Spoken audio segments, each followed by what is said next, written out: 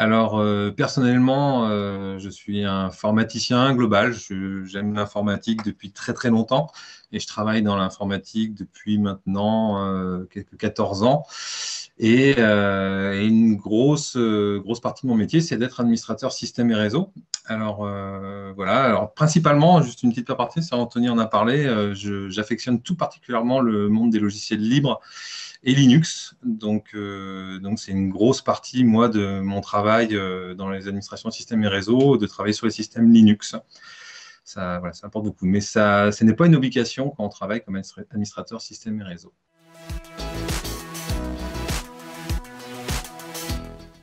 Alors, le travail d'administrateur système et réseau, pour moi, c'est la vision, c'est l'interconnexion des équipements informatiques.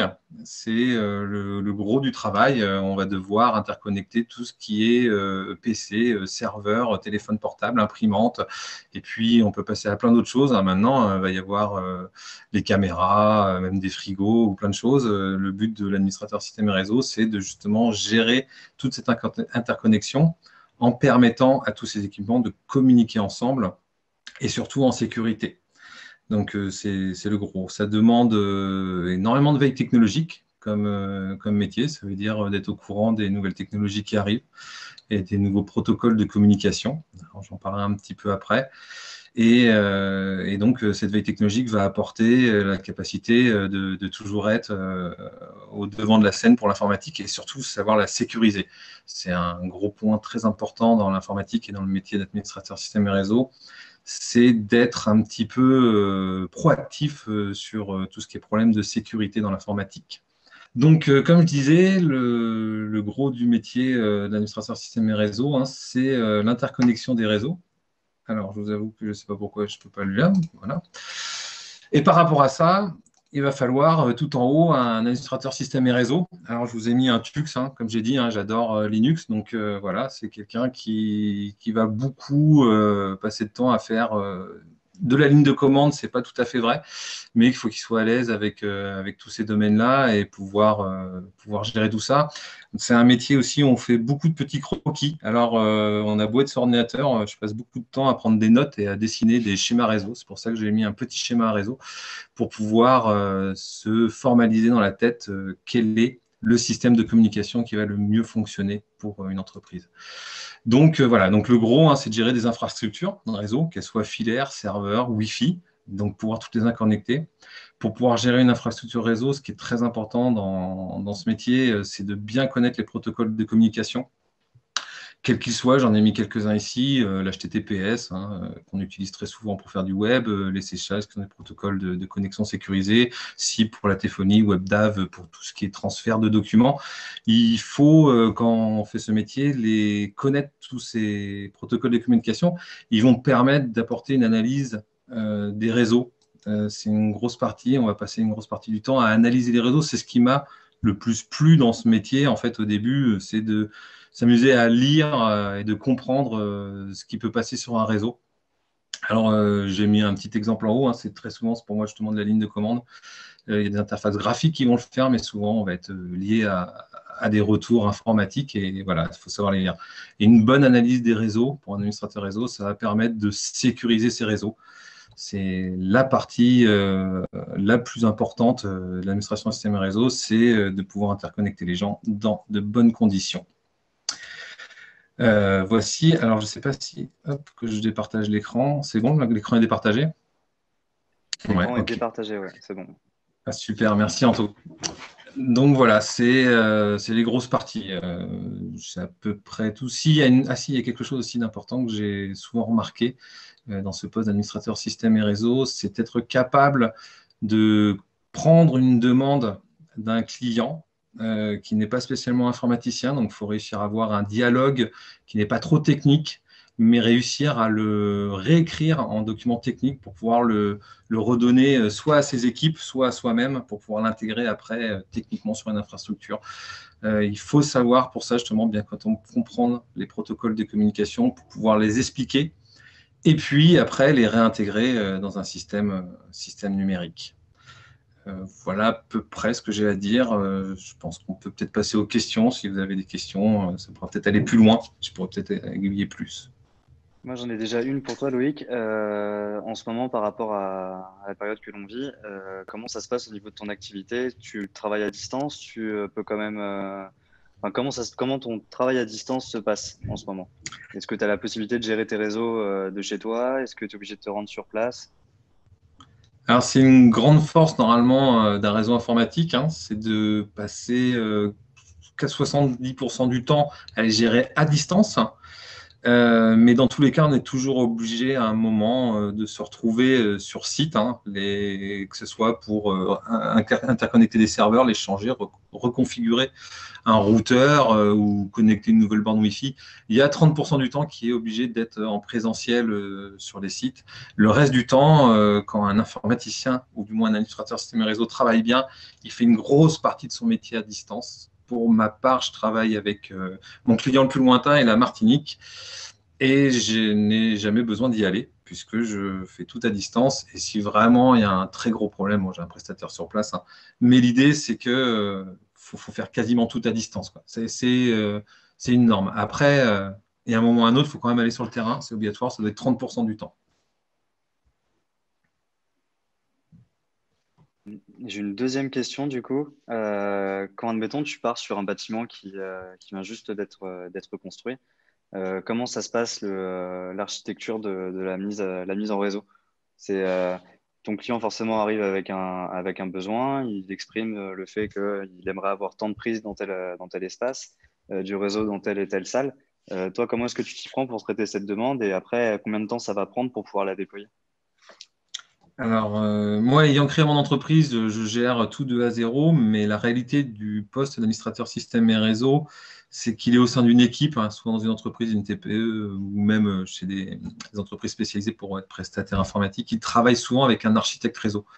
L'architecte réseau ou l'ingénieur réseau, c'est la personne qui va concevoir, dessiner le réseau, savoir un petit peu ce qu'il va falloir, et l'administrateur réseau va travailler conjointement avec cette personne pour pouvoir après la formaliser en effet technique et puis mettre la supervision ou la sécurisation.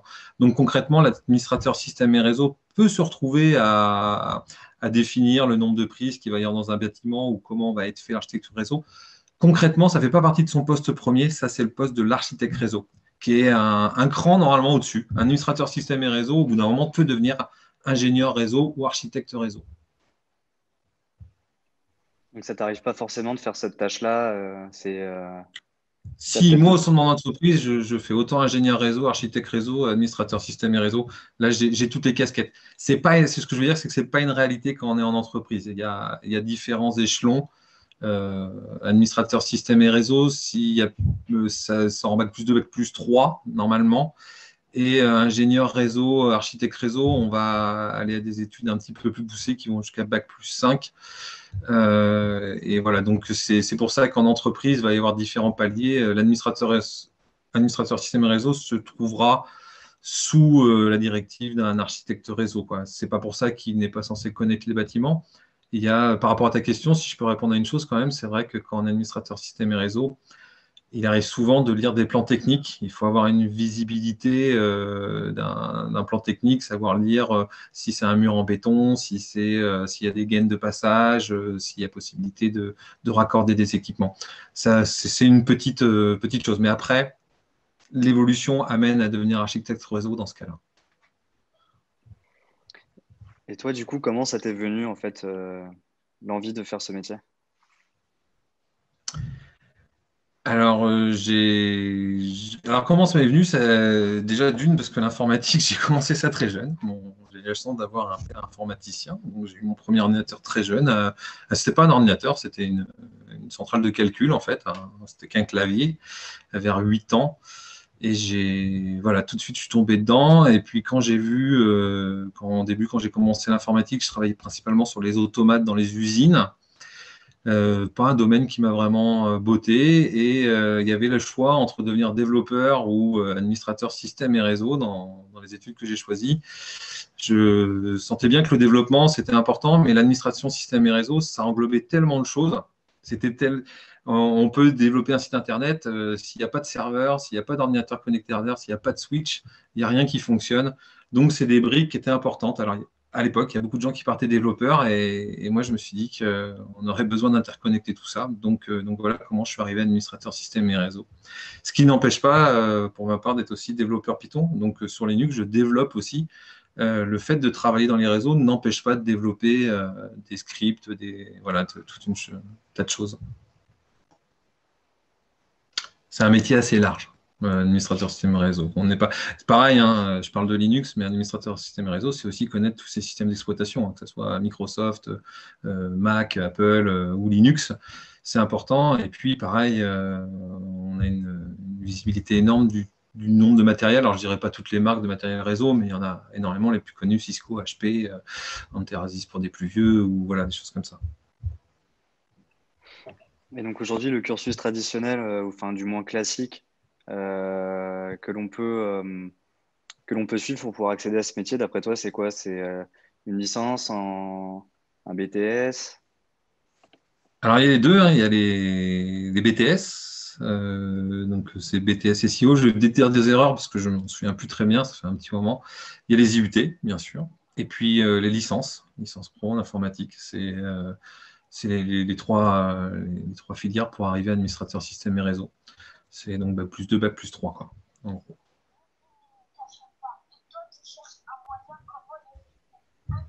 J'entends un micro d'ouvert. Oui. Du coup, est-ce que vous avez des questions à poser à Loïc? Moi, j'en ai peut-être encore une, en attendant que les autres commencent à les taper dans le chat ou du moins à prendre la parole. C'est pourquoi est-ce que tu affectionnes tout particulièrement le logiciel libre et en quoi est-ce que ça vient, en quoi est-ce que c'est important dans ton métier d'utiliser du logiciel libre ou de façon plus générale dans la vie de tous les jours? Alors j'affectionne le logiciel libre ou tout vraiment les systèmes d'exploitation Linux. C'est comme ça qu'est arrivée ma connaissance du libre et de l'open source, hein, en utilisant Linux. Parce que les limites, j'en ai pas vraiment trouvé. Je veux dire, en évolution technologique, hein, il y a 10 ans, on n'avait pas les évolutions de maintenant, mais il y a 10 ans, je ne voyais pas de limites. Et puis alors maintenant, j'en vois pas non plus encore avec Linux. C'est très intéressant. De plus, on a souvent l'impression d'avoir les mains un peu dans le cambouis avec Linux. Ça veut dire que si, c'est peut être fou, hein, Windows aussi, hein, mais on a l'impression de pouvoir bidouiller jusqu'au cœur du système. Et ça m'a toujours fait extrêmement rire. J'adore. Et puis, autre point, dans le monde de l'administration système et réseau, on va être amené souvent à mettre des serveurs type pare-feu, proxy, serveur web, et puis j'en oublie d'autres, hein, et Linux permet une grande souplesse dans ces montages, quoi. On va pouvoir, avec un serveur Linux, autant en faire un serveur proxy qu'un serveur web, qu'un firewall, et j'en passe d'autres, qu'un serveur SIP, hein, pour la téléphonie, qu'un serveur. Voilà, il n'y a pas beaucoup de limites, en fait. On peut aller très loin. Faire du serveur avec Microsoft, hein, il y en a, mais on va être assez limité dans des serveurs web qui sont souvent pas trop. On demande de ne pas trop les mettre en frontal sur Internet, contrairement à Linux. Et puis, on va faire des Active Directory avec Microsoft pour faire des annuaires d'entreprise qui sont très, très puissants. Mais voilà, il n'y a pas 15 000 serveurs réellement avec Microsoft qui sont possibles, alors que Linux, c'est sa marque de fabrique, c'est sa force, quoi. C'est très stable. Voilà pourquoi, pour ma part, j'affectionne énormément Linux et donc le libre. Ok, ça marche. Et du coup, là, j'ai vu qu'on avait une question dans le chat. C'était par rapport à ton statut. Alors, C'était je un suis auto-entrepreneur ou indépendant. Alors, non, j'ai monté une structure, hein, une entreprise. Je suis en unipersonnel, je suis tout seul, donc c'est pas de l'auto-entrepreneur. C'est, voilà pour dire, c'est une SASU que j'ai montée. Donc, ça peut me permettre d'embaucher ou quoi que ce soit après. Pour l'instant, c'est pas tout à fait le cas, mais ça va bientôt arriver. Et donc, c'est un peu indépendant. On peut définir, ouais, que c'est un métier d'indépendant. Des formations, est-ce qu'il existe des formations pour ce métier? Ah oui, oui, alors après, il y a des formations, j'ai parlé des cursus généraux, je ne sais pas si ça se dit, je vais dire une bêtise, cursus général, hein, qui sont les IUT, les BTS, mais il y a aussi tout ce qui est les AFPA, qui permettent d'avoir des titres de technicien réseau. Alors, on peut dire que le titre de technicien réseau, c'est en dessous d'administrateur système et réseau, mais dans le fond, on peut très vite devenir administrateur système et réseau avec un titre de technicien réseau. Donc, oui, il y a les AFPA, mais c'est souvent sur 2 ans. Hein. C'est à peu près, ça arrive à un niveau bac+2. Et puis, c'est validé par l'État, hein, il y en a. Et puis après, pour des formations non validantes, il y en a d'autres. Hein. Il y en a sur Internet qui existent. Je ne sais pas, c'est un petit peu Open Classroom, pour ceux qui peuvent connaître, pour avoir les premières bases. Et je crois qu'ils font des formations certifiantes à vérifier.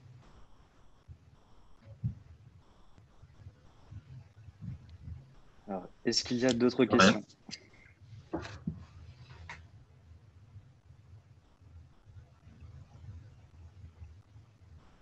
Tu as été très clair du coup. Ah, bah, dis donc. Je vous remercie tous. Mais c'est un métier intéressant. Hein. Il y a pas... Et puis, il peut apporter dans plein de domaines. Pour ma part, ayant travaillé avant de monter dans des grands groupes, j'ai pu travailler justement avec des architectes réseau, avec des développeurs, mais aussi avec plein d'autres domaines de l'entreprise, des architectes, pas réseau cette fois, des architectes de bâtiments. Voilà, on se retrouve confronté à travailler avec plein de corps de métier. On n'est pas vraiment bloqué qu'à l'informatique. C'est assez intéressant.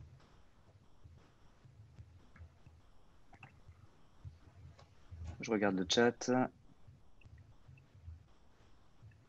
Si tu avais un petit conseil à donner à une personne qui souhaiterait se lancer sur ce métier, du coup, qu'est-ce que tu pourrais lui dire? C'est d'être un petit peu passionné pour l'informatique, déjà. Et puis aimer être à jour dans la veille technologique, quoi. Voilà, le conseil, c'est un métier qui est assez prenant. Et puis, si je peux mettre un petit point aussi, qui ne doit pas faire peur, hein, mais qu'il faut le savoir, c'est un métier qui va souvent se passer des fois en décalage des horaires de travail. On ne peut pas couper des serveurs ou faire des mises à jour quand tout le monde travaille. Donc, on va souvent travailler un petit peu en décalage, en plus des horaires normales. Donc, c'est pas pour faire peur, mais c'est une réalité du métier. Et voilà, des fois, ça peut plaire. Des fois, on refuse, hein, mais voilà, c'est quelque chose à savoir quand on veut faire ce métier. C'est qu'il faut se tenir à jour des veilles technologiques et puis, des fois, être prêt à déborder un petit peu sur les horaires. En espérant que ça ne fasse pas peur. Voilà, c'est ça, il faut quand même l'avoir à l'esprit, mais en effet, dans tous les cas, dans tous les métiers, on a toujours des contraintes. Celle-ci, il faut l'avoir à l'esprit. Et Exactement. en effet, comme tu dis, à tout moment, ça peut tomber en panne. Et à tout moment, il faut aussi Il faut être prêt faut être pour prêt réparer. pour répondre.